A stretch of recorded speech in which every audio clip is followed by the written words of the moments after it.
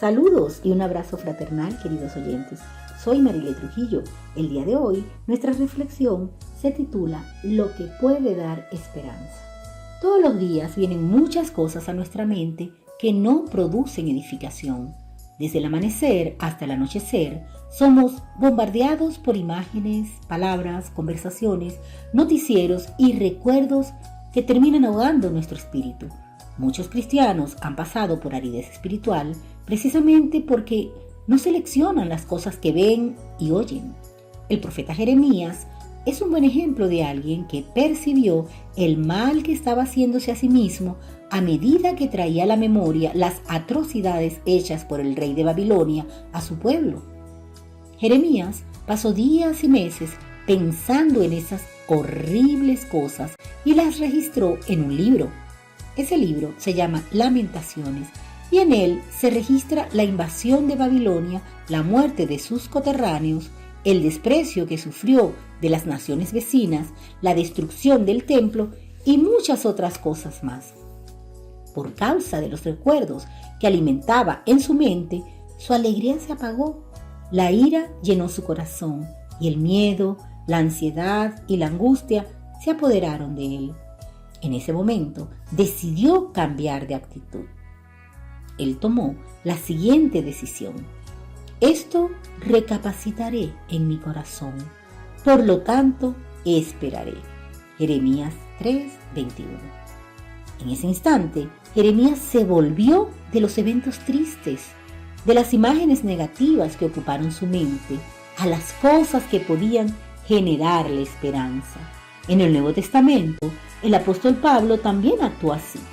En cierta oportunidad dijo: por lo demás, hermanos, todo lo que es verdadero, todo lo honesto, todo lo justo, todo lo puro, todo lo amable, todo lo que es de buen nombre, si hay virtud alguna, si algo digno de alabanza, en esto pensad.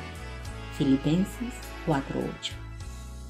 Hay otro pasaje donde refuerza esto. Dice: poned la mira en las cosas de arriba, no en las de la tierra. Colosenses 3:2. Aún así, ante tantas cosas negativas, ¿qué podía traerle esperanza a Jeremías?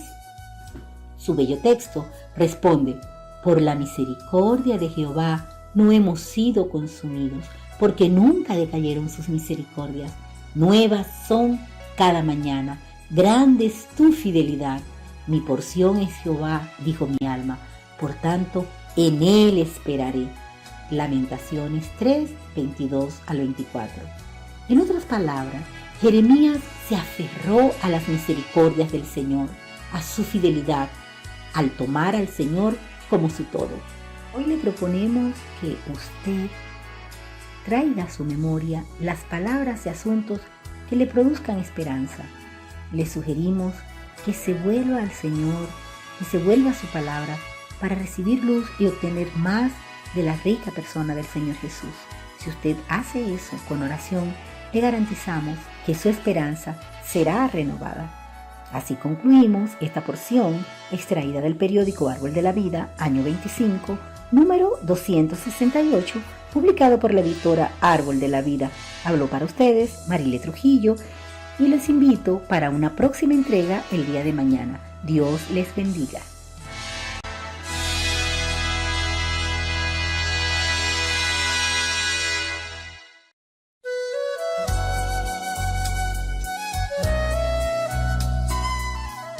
Saludos y un abrazo fraternal, queridos oyentes. Soy Marile Trujillo. Nuestra reflexión de hoy se titula Orar según la voluntad del Padre. La oración es una acción espontánea de alguien que recibió la vida divina en el Espíritu y fue salvo. Así que la oración debe ser conforme a la voluntad de Dios y no una orden para que el Señor haga cosas por nosotros. Muchas veces nuestras oraciones son órdenes que damos al Señor para que haga esto o aquello por nosotros. Por eso, cuando no nos atiende, nos frustramos y hasta nos rebelamos. Necesitamos reconocer que Él es Dios y no nosotros. Él es quien da las órdenes y a nosotros nos corresponde someternos. Necesitamos en ese momento aprender del mismo Señor Jesús. En el Getsemaní, poco antes de ser apresado para ir a la cruz, Él comenzó a sentir en su alma una gran agonía. Sentía gran tristeza y angustia. Esto se refleja en Mateo 26, 37 al 38, en Marcos 14, 33 y en Lucas 22, 44. En ese entonces, el Señor Jesús oró desesperadamente, pues sabía los sufrimientos que le esperaban. Padre mío, si es posible, pase de mí esta copa, pero no sea como yo quiero, sino como tú. Mateo 26, 39. La muerte en la cruz era realmente una copa muy amarga, pero a pesar de eso, Él no exigió que el Padre la hiciera pasar, sino que, al contrario, estaba dispuesto a someterse a la voluntad del Padre, aunque fuera muy dolorosa para Él. Necesitamos aprender a orar como Jesús oró. Romanos 8 también nos enseña algo con respecto a esto. No sabemos orar como conviene, pero el Espíritu intercede por nosotros, puesto que Él escudriña nuestro corazón y conoce la voluntad de Dios.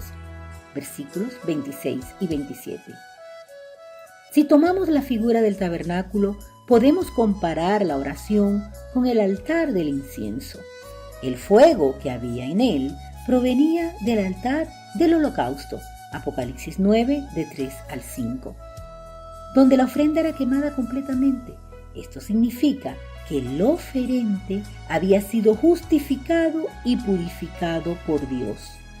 Tomar el fuego de ese altar y ponerlo en el altar del incienso representa que antes de orar tenemos que estar al día con Dios. Es decir, debemos haber confesado nuestros pecados y estar purificados de ellos por la sangre preciosa de Cristo.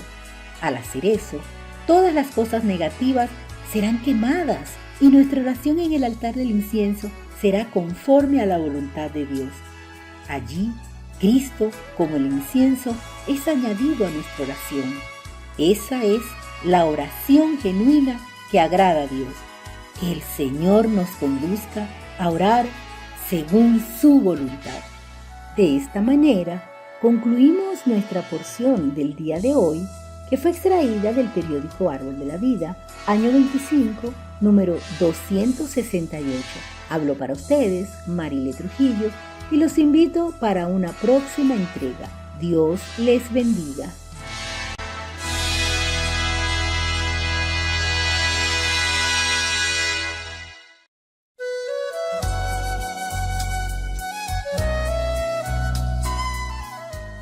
Saludos y un abrazo fraternal, queridos oyentes. Soy Marile Trujillo y nuestra reflexión de hoy se titula Amar a aquel que nos perdonó mucho. La historia de la mujer pecadora que lloró a los pies del Señor, registrada en el libro de Mateo 26:13 y en Marcos 14:9, es singular. El Señor Jesús dijo que donde sea predicado este evangelio, también se contará lo que hizo esta mujer para su memoria. El relato sobre el sacrificio de ella se convirtió en un complemento del evangelio de las buenas nuevas. Así que por un lado tenemos el evangelio, el mensaje de la cruz, por otro tenemos el impacto causado por la aceptación del evangelio. En su obra redentora, el Señor dio su vida al sacrificarse en la cruz y así obtuvimos el perdón de nuestros pecados. Tal obra, basada en el amor y en la justicia de Dios, es absolutamente gratuita. Por su gracia, recibimos la salvación y el perdón de los pecados. Esas son las buenas nuevas del Evangelio. Además de eso, debemos observar qué tipo de impacto ha causado el Evangelio en nuestra vida. ¿Fuimos convencidos solo para aceptarlo y heredar una tradición religiosa del medio en donde vivimos? ¿O el Evangelio nos impactó personalmente? La palabra de Dios nos da la luz para ver este asunto. El parámetro que el Señor pone para medir el impacto del Evangelio en nuestra vida es la historia de esa mujer. Evidentemente, ella era una pecadora, pero creyó en el Evangelio y se arrepintió. Al ser sensible en su corazón, pudo visualizar el sacrificio del Señor y, compungida por su gran amor, se anticipó a los hechos. La mujer pecadora tuvo la sensibilidad de ungir el cuerpo de Jesús para la sepultura, incluso antes de que Él fuera crucificado y muriera. Mateo 26:12. Ella aprovechó la oportunidad y derramó el perfume de un ungüento valiosísimo sobre la cabeza de su Salvador, solo unos pocos días antes de que fuera herido en la cabeza por una corona de espinas. Ella lavó con lágrimas y besó los pies del Salvador. También los enjugó con sus cabellos, pocos días antes de que le perforaran los pies en la crucifixión. Compungida por el gran amor del Salvador, ella lo valoró y honró al máximo, consciente de su propia indignidad. Testificó que estaba consciente de la grandiosidad del perdón que estaba por recibir. De hecho, ella amó mucho al Señor. El relato de lo que hizo acompaña hasta hoy la predicación del Evangelio por todo el mundo. Ante este hecho, debemos preguntarnos, ¿qué tipo de impacto ha causado el Evangelio en nuestra vida? ¿Estamos conscientes de nuestra indignidad como pecadores y de la dimensión de la salvación que recibimos exclusivamente por gracia? ¿Esta salvación aún nos parece grandiosa y gloriosa como al principio? Si después de algún tiempo de vida cristiana nos consideramos justos, es porque todavía no nos conocemos a nosotros mismos. Si nos consideramos personas mejores que la mujer pecadora y si nuestra visión de esos hechos se empobreció con el tiempo, probablemente nuestro amor por el Señor ya no es el mismo. Sin embargo, Él es digno de todo nuestro amor. Acerquémonos al Señor con un corazón sincero para que nuestro amor por Él sea renovado. Así llegamos a la conclusión de esta porción que fue extraída del periódico Árbol de la Vida, año 25, número 268. Habló para ustedes Marile Trujillo y los invito para una próxima entrega. Dios les bendiga.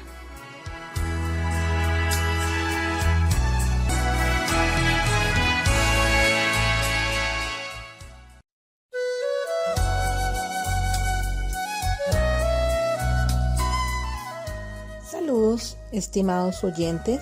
Soy Floria Mendaño y al igual que todos los martes, les comparto nuestra reflexión de hoy con el título: ¿Puede un cristiano perder el disfrute de Cristo aunque no esté viviendo en la práctica del pecado ni esté involucrado en el mundo? Todos nosotros, los que hemos tenido una experiencia personal y genuina con Cristo, nacimos de nuevo, sabemos el valor que tiene nuestro Salvador Jesucristo para nosotros. Reconocemos que poseemos una voluntad débil, una carne caída y un corazón engañoso, pero ciertamente no cambiaríamos por nada el disfrute que tenemos en la presencia de nuestro Señor. Satanás, sin embargo, por ser astuto, hace todo e incluso usa todas las cosas para distraernos y desviarnos de la persona de Cristo.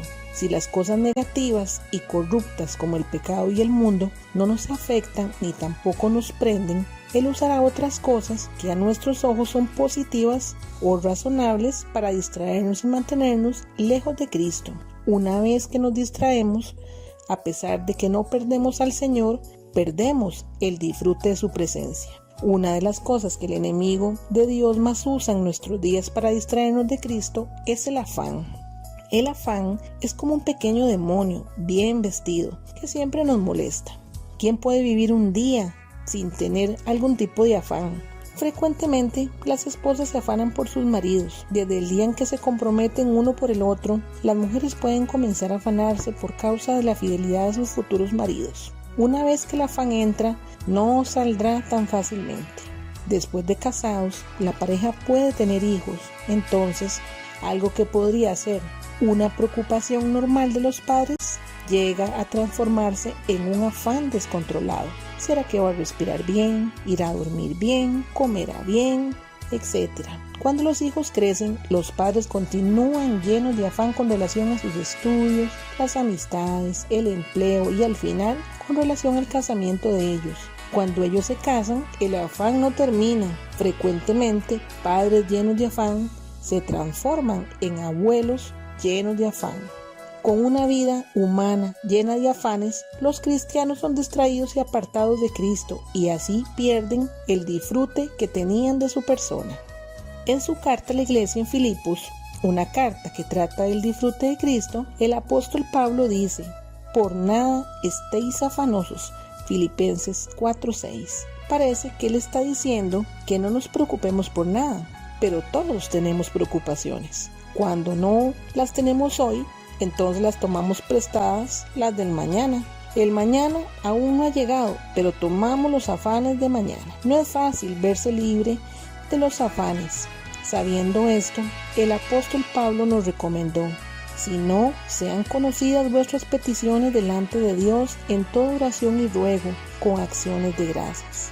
Y la paz de Dios, que sobrepasa todo entendimiento, guardará vuestros corazones y vuestros pensamientos en Cristo Jesús.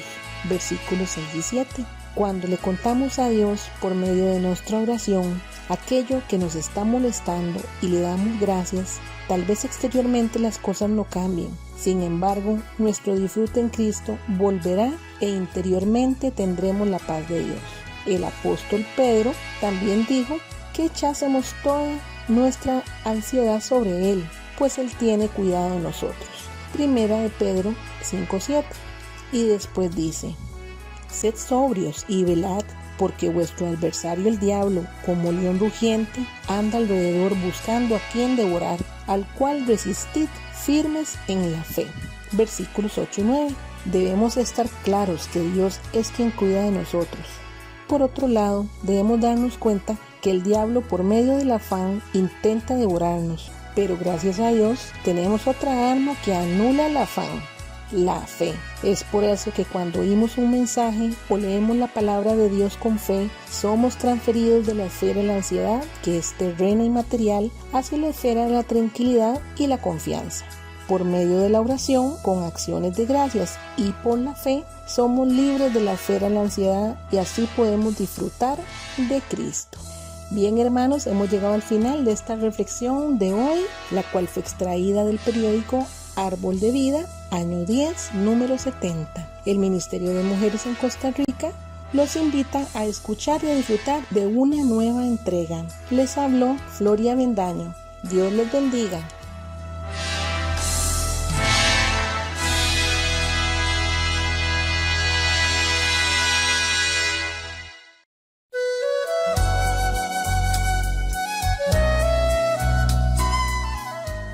Saludos, estimadas y estimados oyentes. Les habla Floria Avendaño y al igual que todos los martes, les comparto nuestra reflexión de hoy. ¿Sabía usted que los límites de privación que un ser humano soporta son más o menos de 49 días sin alimento, 4 días sin agua y algunos minutos sin aire? Esto está relacionado a lo que la Biblia llama hombre exterior, constituido por el alma como el centro del cuerpo físico, como expresión. En aquellos que ha sido regenerado el espíritu por creer en Jesucristo, esto también se refiere al hombre interior, constituido por el espíritu humano como el centro y el alma como expresión. Lo encontramos en 2 Corintios 4:16. Semejantemente, este hombre interior tiene una necesidad vital de respirar, beber y alimentarse. Este suministro espiritual fue dispuesto por Dios a través de la obra redentora de Cristo. Después de su muerte, resurrección y ascensión, Cristo fue hecho el Espíritu que da vida, plenamente accesible al hombre. 1 Corintios 15:45 y Romanos 10, versículos 8 y 9. Así podemos siempre invocar su nombre en una respiración vital y practicable en cualquier momento y lugar.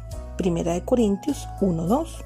Por la oración podemos beberlo como agua viva. Juan 4:10 al 14. También podemos tomarlo como alimento saludable por medio de su palabra en oración. Juan 6, versículo 35. Jesús les dijo: yo soy el pan de vida. El que a mí viene nunca tendrá hambre, y el que en mí cree no tendrá sed jamás. Nosotros, los creyentes, no deberían importarnos tanto el hacer cosas para el Señor. La razón de la existencia del ser humano es solo recibir al Señor hacia adentro de sí. El que me come, Él también vivirá por mí. Juan 6, versículo 57. Hemos llegado al final de la reflexión de hoy, la cual fue extraída del periódico Árbol de Vida, año 10, número 70. El Ministerio Vida para Todos en Costa Rica los invita a escuchar y a disfrutar de su próxima entrega. Les habló Floria Avendaño. Dios les bendiga.